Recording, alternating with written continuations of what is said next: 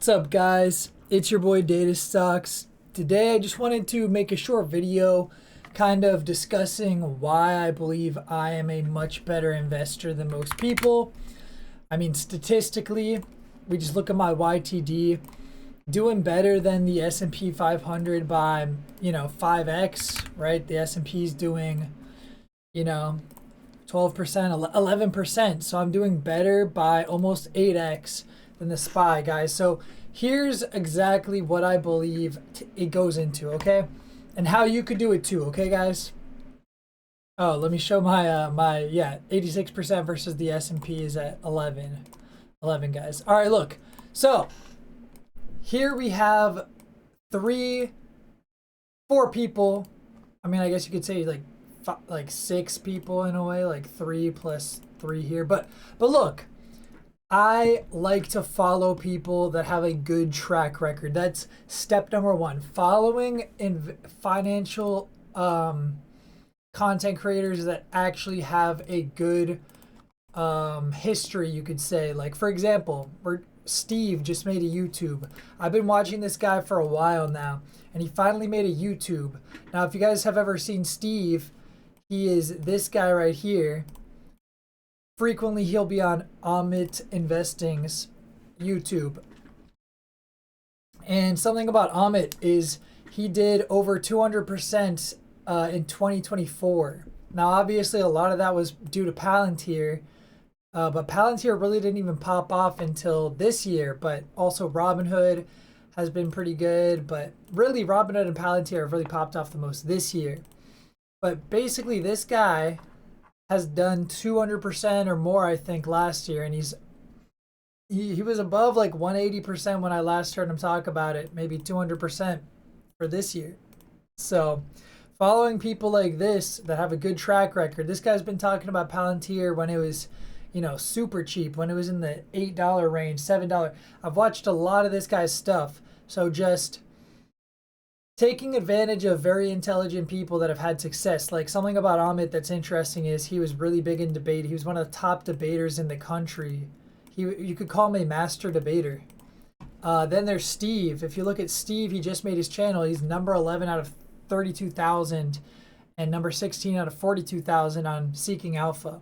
So he's a top blogger. He's a top guy when it comes to this analysis area. Now, this one's a little controversial to some people, but I've been watching Jeremy and I've looked at a lot of his older stuff. There's people that try to trash talk him, but he's really had a lot of really good picks. For example, Tesla, Meta, and Palantir, Nvidia, and recently AMD. I mean, this guy, he's got some really good names. Some of the names that he has, I don't fully agree on, but he's really good at picking a lot of these growth names like Meta, AMD, Palantir, etc. He's really good at that, similar to Amit. And then last but not least, I mean, I guess you could say last, but like most legendary, you've got Chris Camillo and his boys right here. Chris Camillo, Jordan, all these guys here.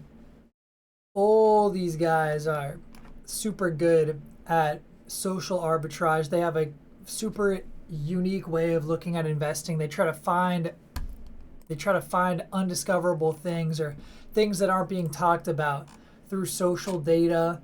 They're just really smart. They've got really good. They use logic a lot of times to break down possible future scenarios.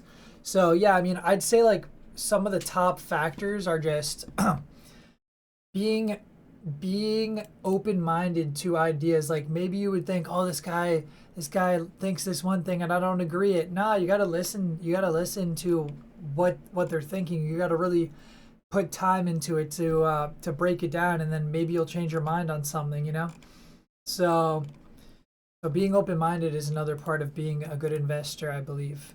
And on top of that, I think one of my last things would be being flexible is very important. Because, for example, if we look at my Roth, my Roth is only up year to date. It's only up 32%, almost 33. That's about 3 times better than the market. And look, I invested all here.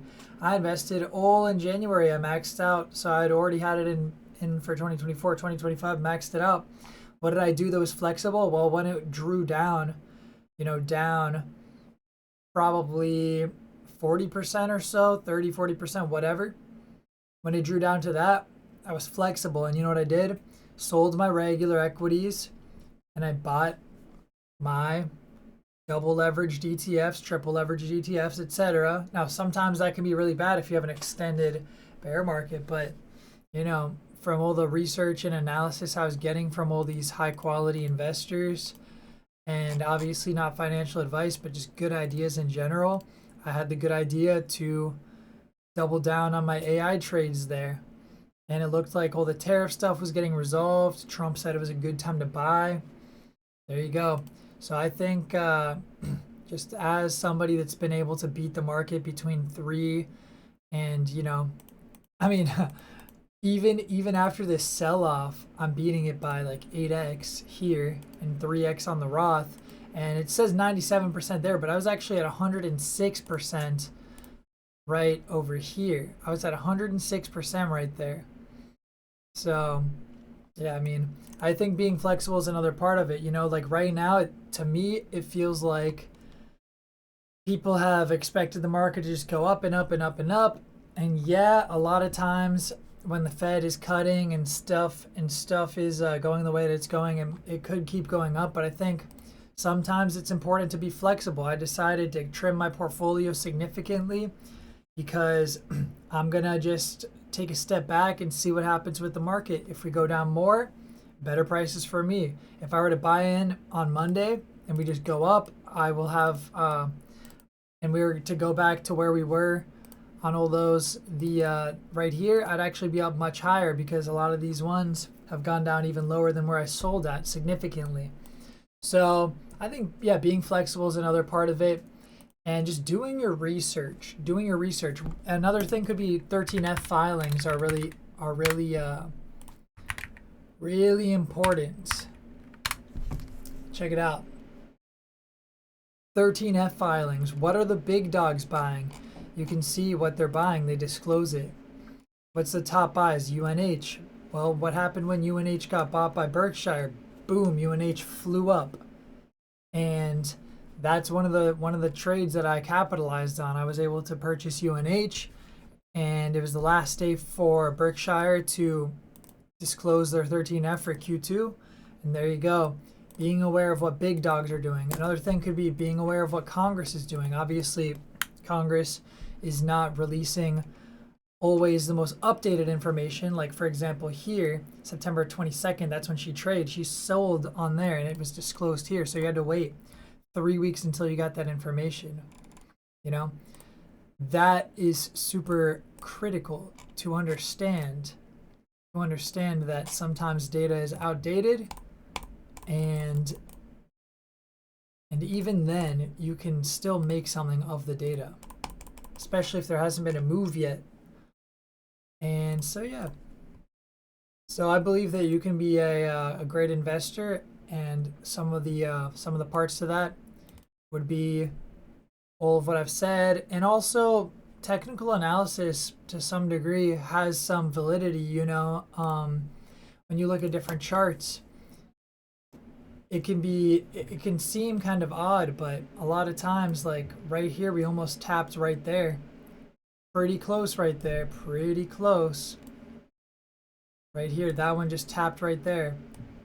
A lot of these lines tend to line up with certain areas, like right there, just respected that line right there, respected that line, respected it right there. So there you go. My opinion, not financial advice, but I hope you guys believe in yourself.